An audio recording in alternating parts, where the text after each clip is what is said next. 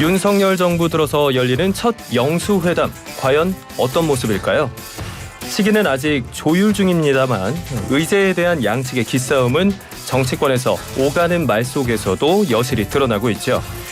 모르긴 몰라도 이 두 분처럼만 대화한다면 정치권이 못할 일도 없겠다 싶습니다. 바로 소개해드리죠. 먼저 정옥임 전 의원 나오셨습니다. 안녕하세요. 네, 안녕하세요. 자, 그리고 오늘도 신경민 전 의원 함께하십니다. 안녕하세요. 네, 안녕하십니까. 네, 자, 이현웅 아나운서의 개인적인 사정 때문에 오늘 하루 제가 대신해서 진행하게 됐습니다. 네. 덕분에 제가 팬으로 늘 챙겨보던 두 분의 이 코너를 함께 진행할 수 있게 돼서 정말 영광이고요. 고맙습니다. 네, 오늘 하루 감사합니다. 잘 부탁드립니다. 자, 청취율 조사 기간 맞아서 또 오늘 특별한 이벤트 준비하고 있는데요. 청취자분들께 커피 쿠폰 드리는 이벤트입니다. 특별한 부탁을 청취자분들께 좀 드려야 될 것 같은데요.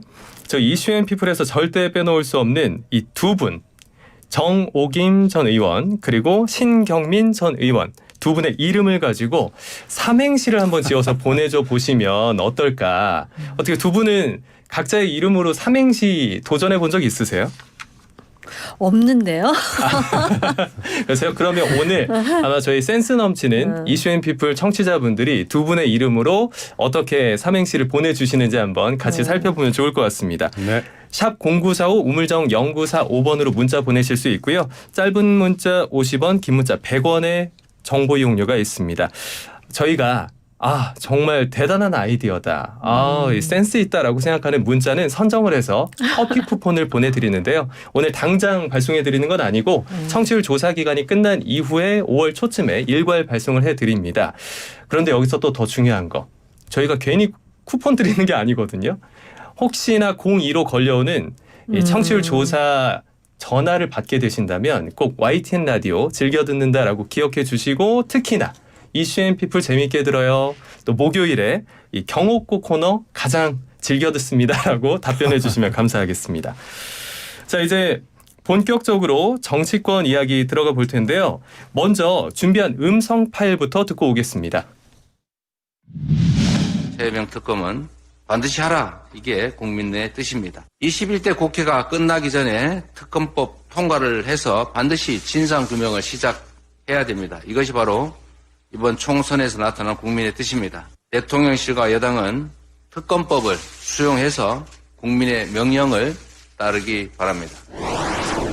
민주당이 주장하는 전 국민 25만 원 지원금에 대해서만큼은 일제히 우려를 표하고 있습니다. 우리 국민의힘은 국민들께서 더 생산적인 의제에 대한 합의를 원하고 있다고 생각합니다. 등 시급하면서도 국민의 피부에 와닿는 현안에 집중한다면 첫 영수회담의 의미가 더욱 살아나게 될 것입니다. 네, 이재명 더불어민주당 대표 그리고 윤재욱 국민의힘 원내대표 겸 당대표 권한대행의 목소리 함께 듣고 왔습니다.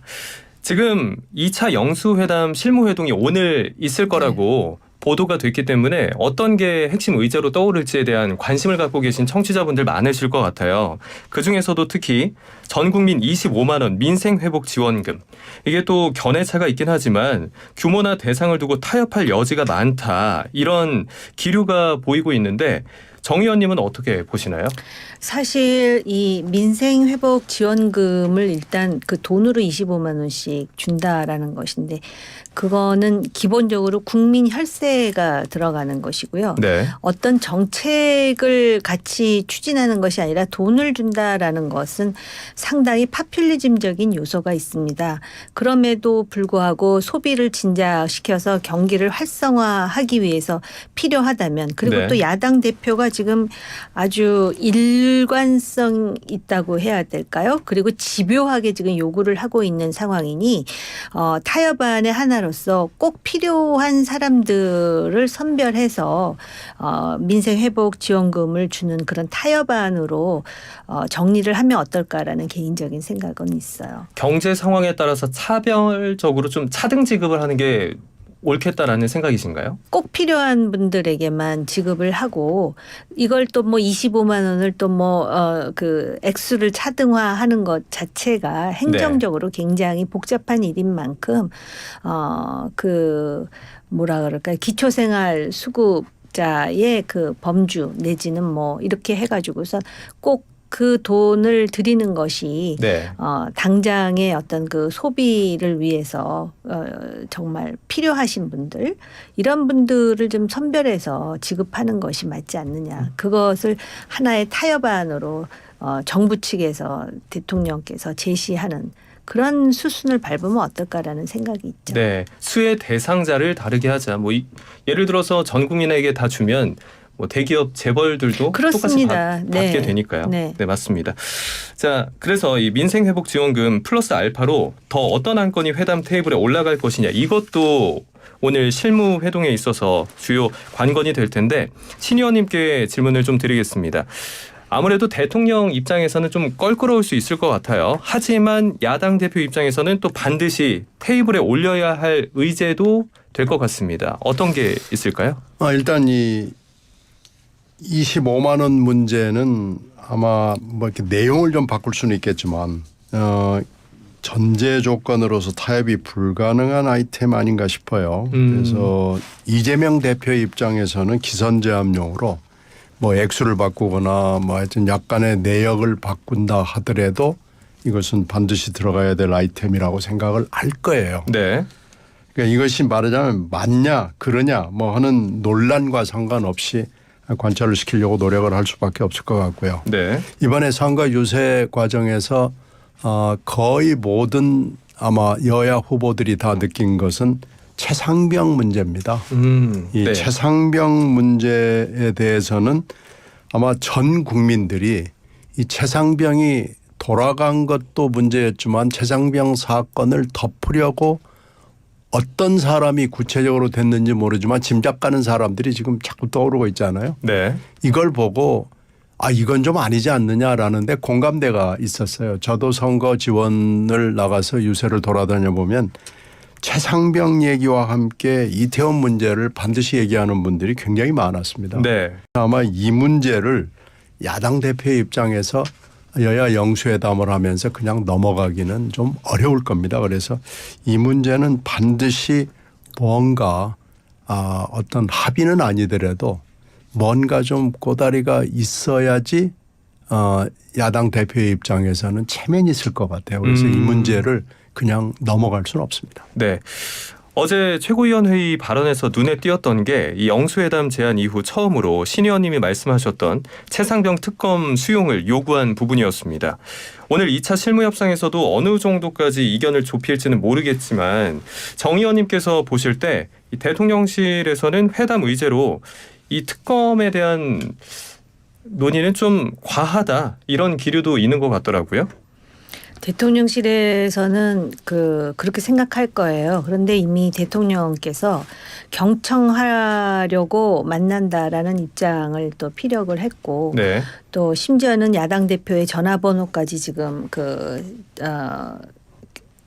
뭐라 그럽니까? 그 메모를 해가지고선 하시라도 필요하면은 대화할 준비가 돼 있다 이렇게까지 이야기를 하고 있는 상황인데다가 지금 그 조국혁신당 같은 야당에서 소위 민주당하고 지금 선명성 경쟁을 하고 있잖아요. 네. 그래가지고선 최상병 특검에 대해서 굉장히 강조하고 있는데 그런 정치적인 상황을 고려하지 않더라도 사실 이 여론으로 보면은 최상병 특검에 대한 여론이 굉장히 높은 것으로 지금 나타나고 있는 데다가 또 바로 얼마 전에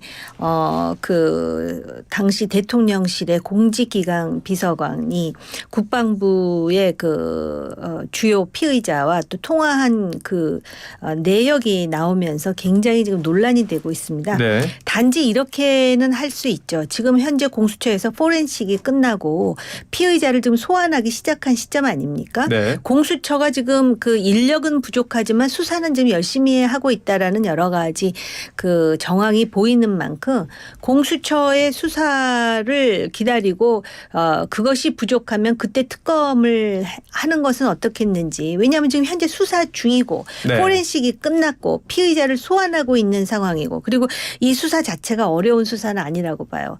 그런데 이렇게 특검의 수요가 높은 지경까지 오는 데에는 제가 볼 때 집권당이나 정부도 그동안에 이런 이런 문제에 대해서 좀 더 진지하거나 또는 신속하지 못했다라는 자기 반성은 좀 필요하겠죠. 그러니까 그동안 대처하는 방식에 문제가 있었다라고 보시는 것 같은데 말씀하신 것처럼 여당의 입장은 그런 것 같아요. 어차피 지금 공수처에서 수사가 진행되고 있는데 이걸 뭐하러 중복해서 특검을 하느냐. 게다가 또 이런 사안이 있을 때마다 계속 특검을 진행을 하게 되면 앞으로 계속해서 특검을 쉽게 모든 사안에 적용하려고 할 것이다라는 게 우려하는 건데 최근에 윤 대통령이 기자들과의 질의응답 과정에서 말하기보다는 듣기 위해서 초청한 거니까 의제에 제한을 두지 않고 다양하게 얘기를 한번 나눠보겠다라고 말을 했거든요.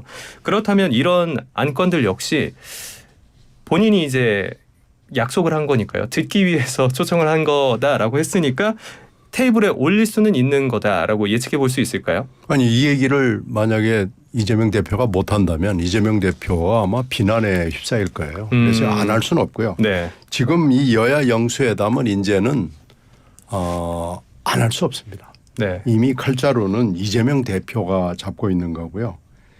윤 대통령 입장에서는 만약에 이 영수회담의 전망이 흐리더라도 그러니까 실패 전망이 있더라도 만나지 않을 수가 없어요. 네. 이걸 만약에 만나지 않으면은 엄청난 비난을 윤 대통령이 받을 수밖에 없는 상황이고요. 그러면 이제 회담의 내용을 어떻게 할 것이냐. 이것은 뭐 두 사람이 만나가지고 평행선을 그을 수도 있고 그러거든요. 근데 여야 영수회담을 하면서 이렇게 의제를 가지고 사전 미팅을 이렇게 세게 하는 건 전 처음 봐요. 되게 여야 영수회담을 하면은 물론 키워드는 주고받지만요. 그래. 서로 당신들 얘기 이렇게 하세요. 우린 이렇게 듣고 또 이렇게 답할 테니까라는 그런 정도의 어떤 조율? 뭐 이렇게 무슨 뭐 의제를 가지고 뭐 밀고 당기고 하는 밀당은요. 없었습니다. 그냥 가서 만나고요. 네. 그 대신 야당 입장에서는 야당 대표 입장에서는 야 이번에 들어가서 무슨 얘기를 어떻게 꼭 해야 되는 게 뭐냐라는 건 이제 가지고 가죠. 네. 왜냐하면 뭐 무시로 만날 수 있는 사이가 아니잖아요. 네. 아무리 말로는 뭐 자주 만납시다 뭐 연락합시다 그러지만 그렇게 되나요? 임기 중에 뭐 몇 번 못 만나거든요. 그러니까 그 시간을 어떻게든지 잘 활용하고 또 다음에 만날 것도 좀 제도화하고 하는 것에 집중이 돼 있고요. 무슨 이 의제가 안 들어가면 우리 못 갑니다. 뭐 그럼 뭐 오지 마세요. 이렇게 갈 수는 없고 지금 이 선거 상황을 봤을 때 이 영수회담이 만약에 틀어지게 된다면은 이건 뭐 엄청난 대형 사고가 되기 때문에 일단 만날 수밖에 없는 사안이고요. 네. 의제를 가지고 이렇게 밀당을 하고 있을 만한 여유는 저는 피차에 다 없다고 봅니다. 네. 말씀하신 것처럼 이전에는 보기 어려울 만큼 이런 영수회담 의제를 놓고 굉장히 촘촘하게 의논하는 모습을 보이고 있는데 민주당에서 내놓는 의제들을 두 개의 큰 가지로 보자면 뭐 민생 회복 그리고 국정기조 전환 이렇게 볼 수 있을 것 같아요. 그럼 정 의원님께 여쭤보고 싶습니다. 이제 민생 회복 말고 국정기조 전환 부분에 있어서 대통령께 거부권을 행사하지 말아라. 라는 것 그리고 시행령으로 통치하는 걸 개선해라. 뭐 검찰권 남용을 바로잡자. 언론 탄압하지 말아라. 뭐 이런 것들을 요구할 것이다라는 예측도 나오고 있는데 이번에도 이런 이야기 나올 거라고 보세요. 실무 회담 지금 뭐 요구 사항에 대해서는 이미 전부 공개가 되지 않았습니까? 네네.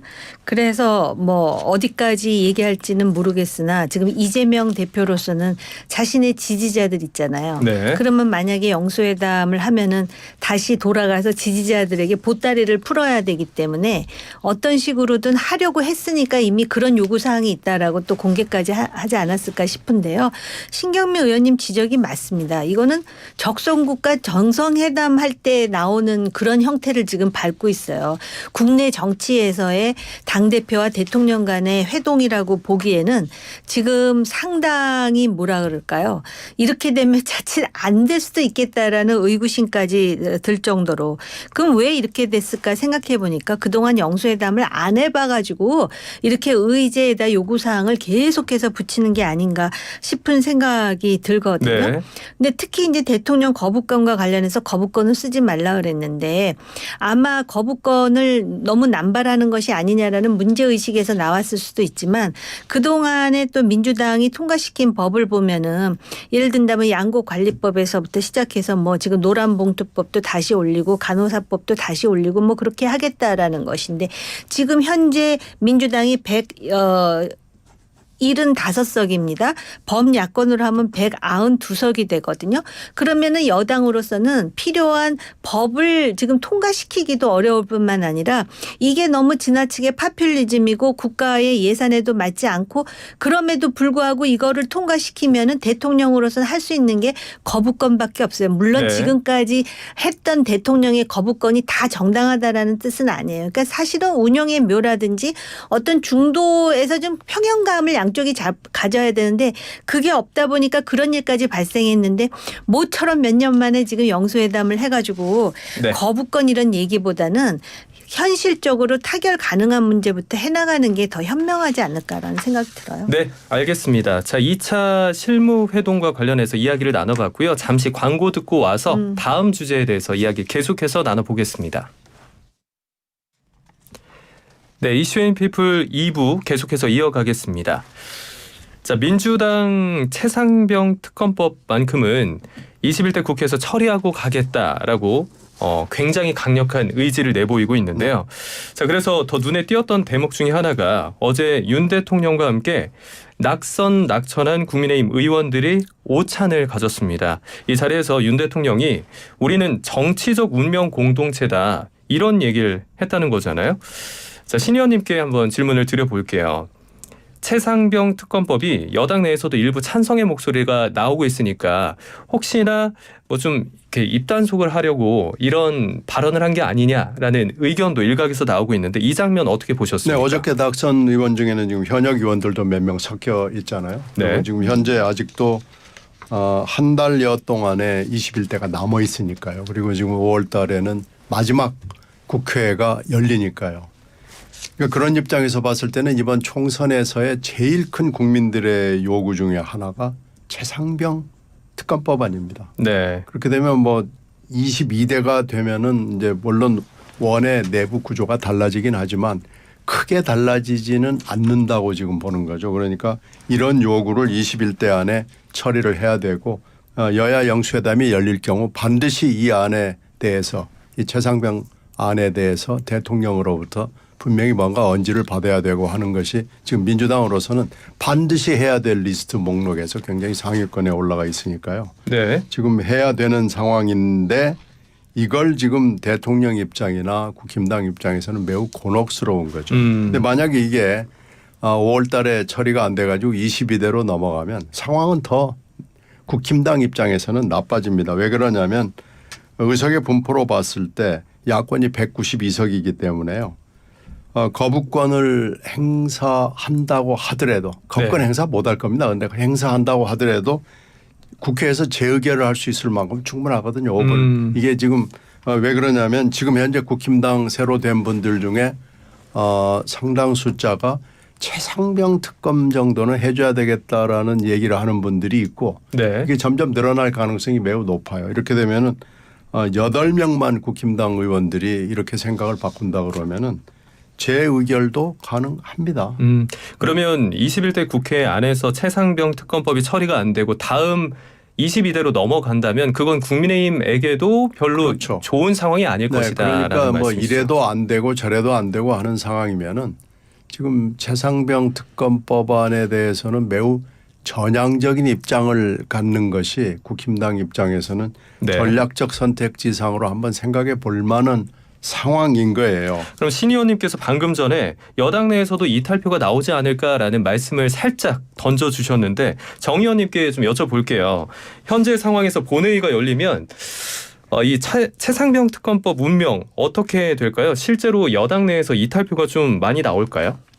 지금 103명이잖아요. 네. 오히려 지금 새로 국회가 구성이 되면 108명이거든요. 그런데 지금 여당 내 이탈표가 변수가 되진 않죠. 왜냐하면은 어차피 과반수로 통과되는 것이라면은 이탈표와 상관없이 일단 특검법은 통과될 거예요. 그런데 이제 대통령이 거부권을 행사할 경우에 어떻게 되는 것인가가 중요하겠죠. 네. 그러다 보니까 이탈표의 그 존재 유무는 오히려 새로 구성되는 22대 국회에서 108명 중에 8명 정도의 이탈표가 나오느냐의 여부가 될 것 같아요. 네. 그래서 21대에 만약에 민주당이 이거를 추진한다면 일종의 워밍업 같은 그 생각으로 할 가능성이 있다라고 보여져요. 네. 그래서 그런지 몰라도 이 다음 주 금요일에 예정되어 있는 여야 원내대표 선거에도 더 관심이 쏠리는 것 같습니다. 그러니까 여당 입장에서는 이 특검법을 잘 막아낼 사람이 필요할 거고요. 또 반대로 야당 입장에서는 특검법을 관철시킬 수 있는 원내대표가 필요하다라는 건데요. 지금 유력하다고 보도되는 분들을 좀 살펴보면 앞에서 저희가 또 이슈 정리를 해보는 시간에도 봤지만 국민의힘 같은 경우에는 아직 뭐 공표를 하진 않았지만 이철규 의원이 지금 광폭 행보를 벌이면서 원내대표로 좀 부상하고 있다, 후보자로, 이런 이야기들이 많이 나오고 있고, 또 반대로 더불어민주당 같은 경우에는 박찬대 의원이 출마 선언을 했어요. 그렇죠? 근데 거의 안에서는 추대되는 분위기다라는 이야기가 있는데 이 두 사람이 찐윤, 찐명, 이렇게 찐윤과 찐명의 대결이 됐다라는 건데 아직 뭐 두 분이 선출된 건 아니지만 이 상황에 대해서 어떻게 보고 계세요? 그래서 뭐 공식화되어 있지도 않고 뭐 이런 상황입니다만은 이미 양 당의 이 상황을 보면 뭐 된 거나 마찬가지인 걸로 보여요. 근데 이제 특징은 그렇게 총선을 해서 뭐 여러 가지 일이 있음에도 불구하고 한쪽에서는 찐윤이 되고 또 다른 한쪽에서는 찐명이 되고 뭐 이게 상황이 지금 그렇게 굴러가고 누구 눈에 봐도 이거 다음 국회 22대 국회 뭐 사실 22대 국회가 시작한 거나 마찬가지라고 지금 볼 수 있는 거기 때문에요. 네. 22대 국회는 찐윤 대 찐명의 대결이 되겠구나라고 지금 예측하지 않을 수가 없어요. 이걸 예측을 이렇게 안 하는 것은 이건 거의 바보스러운 예측이기 때문에 네. 이렇게 될 경우에 이 결국은 뭐 이철규, 박찬대 두 분의 성격도 관련이 있지만은 결국은 윤 대통령과 이재명 대표의 성격 아닐까 싶어요. 그 방침으로 갈 텐데 네. 이건 아주 극한 대립으로 갈 가능성이 매우 높고요. 여야 영수회담의 성과도 뭐 물론 영향을 주겠지만은 결국은 두 분의 대립이 이 라운드와 시즌을 달리해 가면서 계속해서 한국 정치의 주요 변수로 될 수밖에 없고요. 이렇게 되면 이 문제뿐만 아니고 이 문제 최상병 문제뿐만 아니고 여러 개의 현안을 놓고 결국은 대립을 할 수밖에 없는 상황이 아닌가. 그래서 22대 국회 그리고 향후 앞으로의 몇 년 동안의 한국 정치라는 게 그렇게 밝아 보이지 않습니다. 네. 정 의원님께도 질문을 좀 드려보겠습니다. 지금 여당 안에서도 도로 친윤당이 되는 것 아니냐. 이게 지난 총선 패배에 대한 반성이 없어 보일 수도 있다라는 비판의 목소리가 나오는 반면에 또 다른 의원들은 아니 그러면 지금 야당도 반윤인데 우리마저 반윤을 해야 되냐 라면서 당연히 윤석열 대통령을 좀 지지할 수 있는 사람이 원내대표가 돼야 되는 것 아니냐라는 이야기도 나오고 있어요. 이 상황에 대해서 어떻게 보시나요? 그런 식으로 지지하다가 선거에서 패배하지 않았습니까? 저도 양당이 지금 아주 부정적인 방향으로 흘러가고 있다라고 생각을 하는데요. 이게 지금 민주당하고 국민의힘이 조금 다른 차이점은 이재명 대표와 관련해서는 그 안에 있는 사람들이 미래 권력이 될 수도 있다라는 생각을 해요. 네. 그렇기 때문에 대표를 두려워하는 것 같아요. 그러다 보니까 찐명 중심으로 지금 당이 구조화되는 것이고요. 국민의힘 같은 경우 대통령 임기가 3년이잖아요. 네. 그러면은 차기 총선에서 대통령이 영향력을 행사할 수가 없어요. 그걸 압니다. 그런데 요번에 당선된 사람들 중에 TK나 PK 대부분은 친윤 아니면은 뭐 찐윤 뭐 예를 들어서 그런 관련 속에서 당선된 사람이 많아요. 그렇게 해서 공천을 받았고 그러면 이제 수도권에 있는 사람들이 어떻게 할 것이냐가 굉장히 이제 주목되는 상황이고요. 네. 아마 그 소위 기존의 그런 상황처럼 완전히 일사불란하게 그야말로 운명 공동체처럼 움직여지지는 않을 거예요. 근데 그렇게 움직여지지 않는다 해서 그게 다 나쁜 것이냐. 네. 정말 정치라는 거는 여론을 보고 하는 것인데 여론의 입장에서 볼 때 그렇게 움직여지는 당을 원할 것이냐 아니면 자율적으로 혁신하면서 뭔가 변화해가는 당을 원할 것이냐. 그런 차원에서 봐야죠. 당이 대통령의 정당은 아닙니다. 네. 자, 윤 대통령과 함께 앞서서 말씀드렸듯이 낙선한 의원들의 오찬도 있었는데 이 자리에서 나온 얘기 중에 눈에 띈 게 서병수 의원이 당에서 소외되고 거리 있던 사람도 끌어안아야 된다라는 얘기를 했었고요. 또 최재형 의원 같은 경우에는 다양한 목소리를 보장해야 한다라고 말했습니다. 결국엔 수직적인 당정관계 그리고 당내 친윤을 향한 쓴소리가 아닐까 싶은데요. 윤 대통령은 이 말을 듣고 어떤 생각을 했을지도 궁금합니다. 우리 신 의원님께서는 어떻게? 아니 지금 총선 가지고 뭐 책임론을 국힘당에서도 얘기하고 뭐 민주당에서도 분석을 하고요. 민주당이 압승을 했지만 이거 왜 이렇게 압승을 했지 하는 것도 민주당도 분석을 해야 되잖아요. 네. 답은 너무 뻔해요. 이건 이번에 이 선거는 윤 대통령에 대한 증오의 진함입니다. 그러니까 이 얘기를 이렇게 지금 점잖게 서병수, 최재형 이런 의원처럼 점잖게 하는 것은 할 수 있어요. 그건 대통령 면전이라도. 사실은 대통령 면전에서 제가 금방 했던 얘기 비슷한 얘기를 해야 됩니다. 이번 총선 패배의 책임은 바로 윤 대통령 당신입니다. 당신이 변할 수 있습니까? 그렇게 좀 강하게 네, 강하게 지금 모든 국민들이 거의 모든 국민들이 대통령이 변하지 못할 거라고 생각하는데 변할 수 있다는 걸 보여주셔야지 이게 가능합니다. 앞으로 이게 전국을 풀어갈 수 있습니다. 이 정도 강도의 얘기를 해야지 이렇게 점잖게 뭐 끌어안아야 됩니다. 뭐 다양한 목소리를 보장해야 돼. 이래가지고 뭐가 되겠어요? 그러니까 네. 그러니까 이제 투표를 했던 분들이 이번에 투표 우리가 옳았구나라고 생각을 하게 될 거예요. 될 네. 거고요. 대통령 국힘당 변하지 않을 거구나라고 생각을 하게 될 것 같아요. 네. 그래서 이렇게 점잖게 하는 건 저는 뭐 별로 대통령한테도 임팩트가 없을 거라고 생각합니다. 좀 더 강하게 직언을 해야 된다라는 말씀을 하신 것 같은데 자 그럼 이번에 이제 국민의힘 비대위 관련해서도 좀 의견을 여쭤보겠습니다. 국민의힘 비대위는 관리형 비대위로 갈 거다라는 기사가 나왔는데 그렇다면 비대위의 역할은 어떻게 되는 건가요? 그러니까는 차기 당대표가 선출될 때까지 과도기에 관리를 하겠다라는 거잖아요. 네. 근데 차기 당대표 경선이 있기 전에 당의 100% 당원 룰을 고쳐야 된다라는 목소리가 나오고 있고요. 그거는 타당한 견해예요. 사실은 전국 정당으로서 더군다나 책임 있는 여당인데 당원들끼리 100%로 뭔가를 한다. 뭐 당원들이 비합리적이라는 의미는 아니에요. 여기에는 당원의 자율성이 전제가 돼야 되는데 그렇지 못한 사례들이 있지 않았었습니까? 그러다 보니까 당원 100%로 하니까 경선에서 5등이었는데 당대표가 되기도 하고 그런 거에 대한 기억이 있거든요. 네. 그렇기 때문에 우선 룰을 바꾸는 것을 한다면 그것이 혁신형이 아니고 관리형 비대위라 하더라도 아마 여론으로부터 네. 좋은 평을 받을 텐데 과연 그것이 가능한지에 대해서는 지금 의문부가 지금 매겨지고 있죠. 그러니까 지금 물음표라고 말씀하셨는데 당신만을 반영한 당대표 선출보다는 그래도 민심을 반영한 당대표 선출이 필요하다.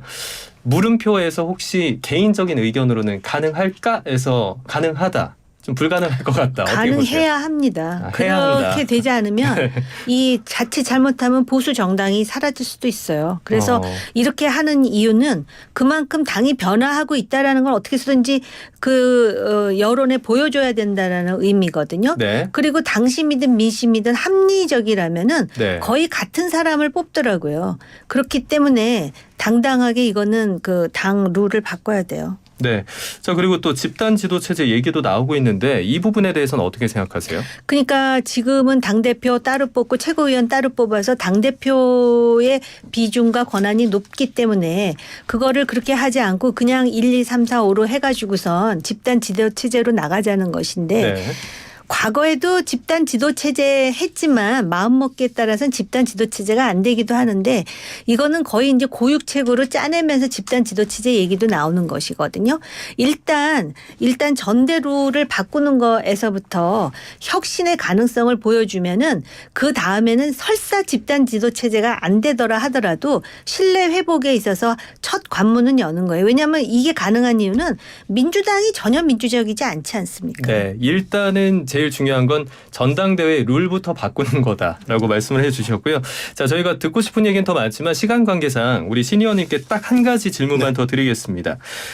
조국 대표가 민주당을 향해서 범야권 연석회의를 좀 제안했어요. 그렇죠. 그래서 대통령을 만나기 전에 나부터 만나달라고 했는데 사실상 딱 잘라서 거절을 했습니다. 네, 아무래도 이건 뭐 네.